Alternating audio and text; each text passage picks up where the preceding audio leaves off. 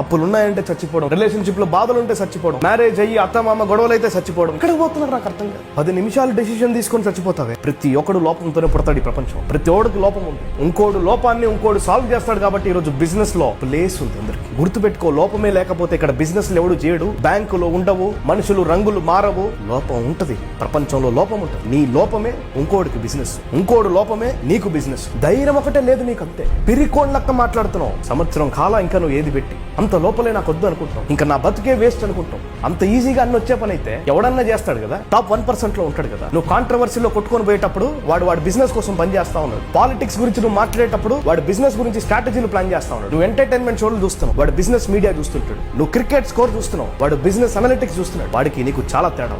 ఊరికనే వాడు లైఫ్ బాగుంది, నా లైఫ్ బాగాలేదని చెప్పి ఈజీ సెట్మెంట్ చేయమాక.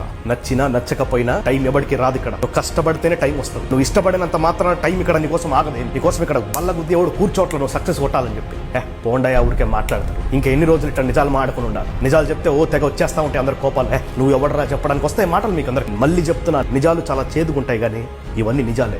నువ్వు ప్రయత్నించట్లా కాబట్టి, నువ్వు భయపడుతున్నావు కాబట్టి నిన్ను తొక్కుతూ ఉంటారు. నువ్వు ఎదగలేవు. ఫస్ట్ ఒక్క అడుగుతో, ఒకే అడుగుతో స్టార్ట్ అవుతాయి అన్ని. ఈ రోజు పెద్ద పెద్ద కంపెనీస్ ఎట్లా ఉన్నాయి, ఈ రోజు పెద్ద పెద్ద జాబులు అందరూ ఎట్లా చేస్తున్నారు. ఒక అడుగు, ఒక ఇంటర్వ్యూ వాళ్ళ జీవితాన్ని మారుస్తూ ఉంటుంది. నువ్వు భయపడిపోయి ఆగిపోయావు అని చెప్పు, ఇంకోటిని బ్లేమ్ చేయమాక.